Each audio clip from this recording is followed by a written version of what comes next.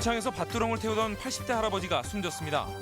해충 박멸에 별 도움이 안 되는 논밭 태우기로 인명과 재산 피해가 잇따르고 있습니다.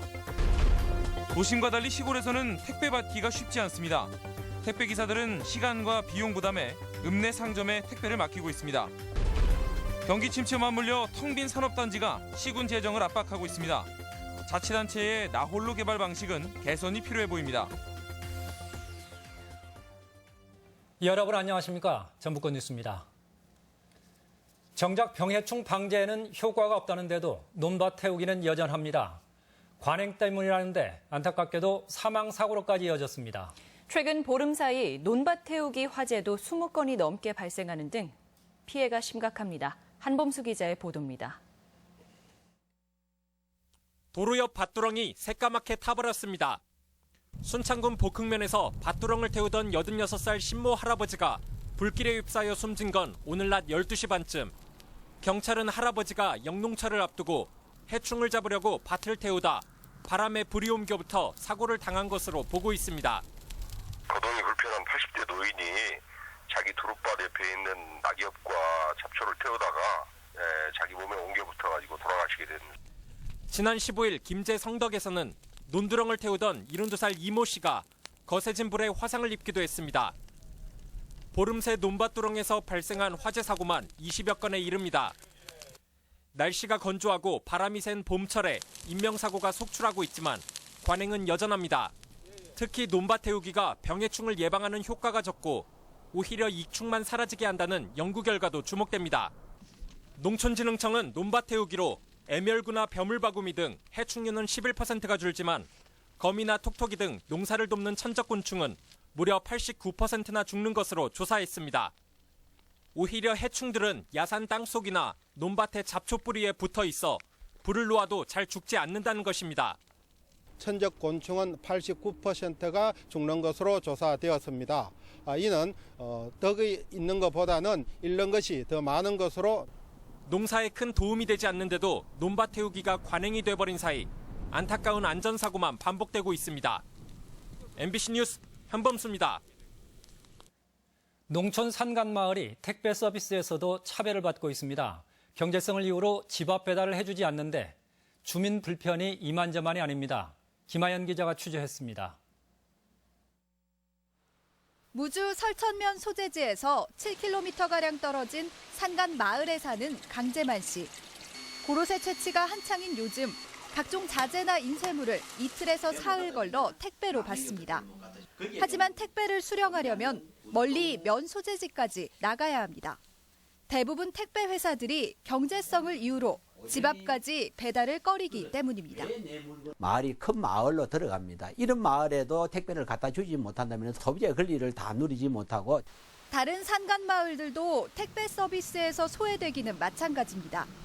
부피가 적든 크든 그냥 아예 그냥 무조건 못 갖다 준다는 데는 뭐 할 말이 없잖아요. 택배 기사들은 대부분 배달 물건을 면 소재지의 상점에 맡깁니다. 이렇다 보니 대부분이 고령인 주민들은 찾으러 나가기도 쉽지 않아 보관 문제도 종종 생깁니다. 생물 종류나 식품 종류 같으면은 우리 또 냉장고에 넣어야 되니까 냉장고에 넣어놨다 또 드려야 되거든요. 택배 업체는 물건 한두 개 배달하려고 산간 마을을 모두 오가긴 힘들다고 항변합니다. 실제 면 단위 지역이라 해도 본사에서 주는 건당 수수료에는 거의 차이가 없어 경제적 부담은 대리점이 져야 하는 구조입니다. 규정대로 갖다 주는 게 맞는데 시간이 소요될 수 있다는 거 어려움이 많아요.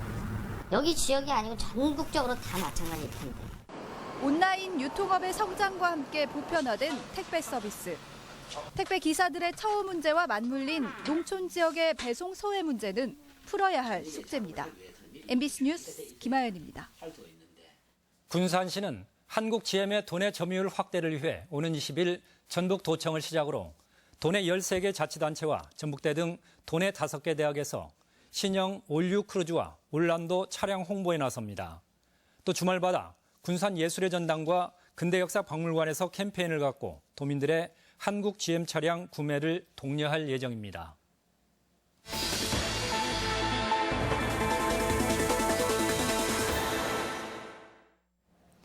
지역 개발의 상징으로 꼽히는 산업단지지만 자칫 시군 재정만 압박할 수 있습니다.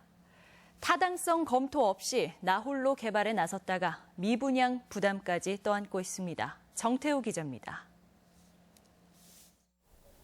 대규모 산업단지 3곳을 동시에 분양하고 있는 익산시. 조성 비용만 무려 2,600억 원이 넘어 1,400억 원의 지방채까지 발행했지만 분양률은 모두 절반 수준에 그치고 있습니다. 익산시는 불황기에 이 정도면 선방한 것이라고 말합니다. 지방은 거의 다 마찬가지예요. 분양이 상당히 저조하고 전라도에서도 익산은 그래도 낫죠. 정읍이나 뭐 다른 데는 상당히 어려움이 있죠. 하지만 입주 업체의 생각은 다릅니다.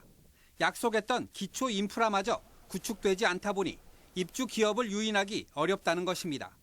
저희도 앞쪽에 가면 큰 길이 있어요, 굉장히. 근데 그게 연무까지 뚫리기로 돼 있어서 저희 입주를 한 거예요. 지금 사실은 굉장히 불편하고 여기 있는 분들도 다 그 사람들 만나면은 다 그런 얘기하고. 2000년대 제조업 반짝 호황에 시군들은 경쟁적으로 산업단지 조성에 나섰지만 곧바로 이어진 경기 침체에 분양률은 말 그대로 죽을 쓰고 있습니다. 정읍 첨단과 김제 지평선, 부안 신재생 모두 분양 현실은 장밋빛 청사진과는 다른 데다 새만금 산당까지 더하면 미분양 면적은 1,800만 평방미터에 달합니다. 비교적 규모가 작은 시군 농공단지도 사정은 마찬가지. 3년 전 조성된 장수 농공단지는 울타리가 없다면 황무지라고 해도 믿을 정도로 수년간 방치돼 있습니다. 군 재정에 비해 막대한 126억 원이 투입됐지만 분양률은 겨우 20% 안팎에 그치고 있습니다. 안타깝죠. 그런데 이제 저희가 뭐 나름 업체들한테 뭐 홍보도 하고 팜플렛도 보내고 그래도 시기적으로 사실은 진짜 경제가 어렵다 보니까 설계보다 31억 원이 더 투입됐고 이를 지방채 발행으로 메꿔 시민들에게 부담이 전가됐던 남원 노암 3농공단지. 서울에서 2시간 20분이라는 접근성을 대대적으로 홍보했지만 지난 3년간 입주 기업은 9곳에 불과합니다. KTX가 정차가 되고 그런다면 여러 가지 물류 여건이 좋아진다고 봤었을 때 늘어나지 않겠는가. 이것은 막연한 게 아니고 그런 자료가 있었죠. 현재 정부는 산단 조성에 나선 시군의 부담을 줄이기 위해 산업단지공단을 타당성 검토 단계부터 참여시키고 있습니다. 이에 따라 일부 산업단지는 거의 모든 예산을 공단이 대는 경우도 있습니다. 지금 현재까지 가장 많은 사업비가 투입된 거는요. 예. 한 6천억 정도고요. 예. 그 오성 세모각단지가 65%고요. 예. 울산 테크노산업단지가 90%.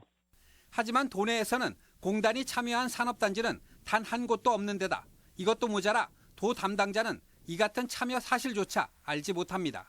관리를 하기 위한 산업단지 관리공단이에요. 국가 산단을 관리하기 위한. 일반 산단은 전혀 해당이 안 되는 거고. 예, 그쪽만. 전문가들은 산업의 지형도 자체가 바뀌고 있는 상황에서 아전인수격인 자치단체의 산단 개발에 문제가 있다고 말합니다. 제4차 산업혁명으로 불리는 이런 산업 패러다임의 변화가 이루어지면서 새로운 그 신산업의 경우에 과거와 같은 그 대규모 산업 용지를 요구하지 않는 지역 발전의 총화로 각광받던 산업단지. 하지만 선투자되는 막대한 개발비는 자칫 분양이 지연될 경우 엄청난 재정 부담이라는 위험성을 그 이면에 숨기고 있습니다. MBC 뉴스 정태우입니다.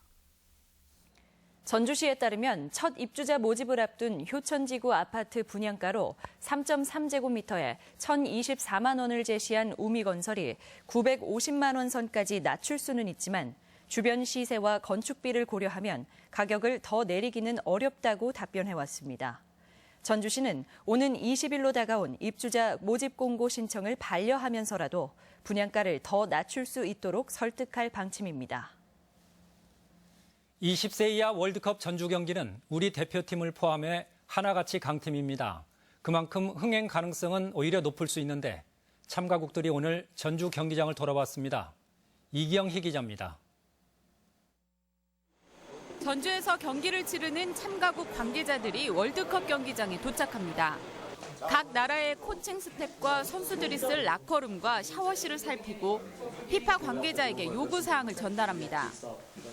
잔디 식재를 앞둔 주 경기장을 둘러보고 연습장도 방문해 잔디 상태를 꼼꼼히 살피기도 합니다. great. The stadium looks very nice. We hope that the grass will be in very good condition at the beginning of the World Cup. 20세 이하 월드컵 개막일인 5월 20일 전주에서는 A조 2경기가 펼쳐집니다. 오후 4시 반 아르헨티나와 잉글랜드전에 이어 오후 8시에 개최국 한국이 아프리카 팀 기니와 공식 개막전을 갖습니다. C'est un match qui va être ouvert. C'est eux qui ont la pression. Nous n'avons pas la pression. Nous avons joué et vraiment donné du plaisir.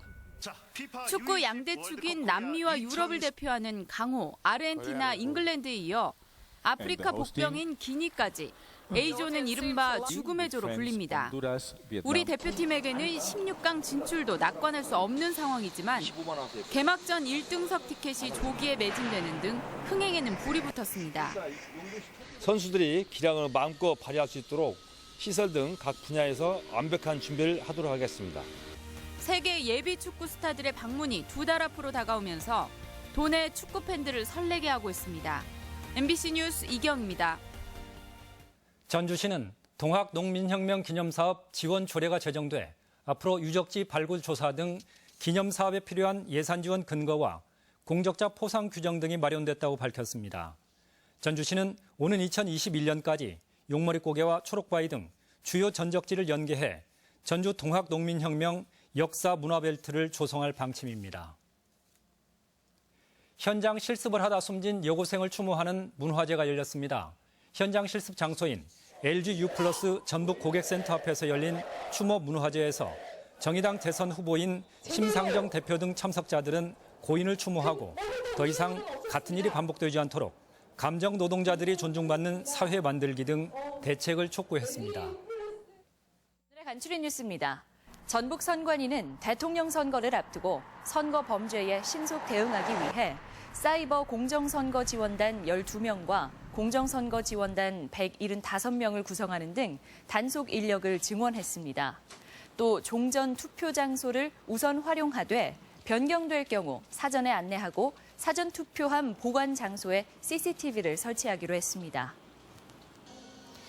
무주 세계 태권도 대회 개막 100일을 앞두고 대대적인 홍보전이 펼쳐집니다. 전라북도는 이번 주 일요일 서울 광화문 광장에서 D-Day 100일 축하 행사를 갖고 리우 올림픽 태권도 금메달리스트인 오혜리, 이대훈 선수를 홍보대사로 위촉할 예정입니다. 2019년 준공을 목표로 검찰 신청사가 착공됐습니다. 전주 만성동에 자리 잡은 검찰 신청사는 지하 1층, 지상 8층 규모로 신축되며 같은 시기에 문을 여는 전주지방법원 신청사는 지난해 11월부터 공사가 진행되고 있습니다. 대선일이 확정되면서 각 당의 후보 경선과 대선 준비 체제도 본격화하고 있습니다. 전주 MBC 시사토론에서는 이번 대선에 민주당 후보들의 우세는 이어질지, 각 당 후보가 확정된 뒤 판세는 어떻게 될 것인지 등에 대해 깊이 있게 토론합니다. 여러분의 많은 시청 바랍니다. 간추린 뉴스였습니다. 전국 시도교육감협의회는 어제 열린 회의에서 지방교육재정 교부금을 늘리거나 별도의 국고를 부담해서라도 고등학교 무상교육 정책을 이행하라고 촉구했습니다. 이와 함께 공공주택지구 건설에 따른 학교용지 확보에도 근본적인 대책을 촉구하는 등 9개 교육개혁 과제를 발표하고 차기 정부에 해결을 요청했습니다. 전북대학교는 오늘 제주대학교와 연합대학 협약을 체결하고 인적, 물적 교류를 통한 긴밀한 협력 체계를 구축한다고 밝혔습니다. 이번 협약에 따라 학생들은 두 대학에서 모두 공부할 수 있도록 학점 교환이 인정되고 도서관과 생활관, 복지시설 등도 공동으로 이용할 수 있습니다. 전남 지역에서 조류 인플루엔자가 다시 확산되고 있어 전라북도 방역당국이 긴장하고 있습니다. 도내에서는 지난 6일 익산에서 고병원성 AI가 발생한 뒤 소강 상태를 보이고 있지만 전남 지역에서는 그제 장흥과 무안에서 잇따라 AI 바이러스가 검출됐습니다. 이에 따라 전라북도는 AI 확산을 막기 위해 방역과 예찰 활동을 강화하고 있습니다.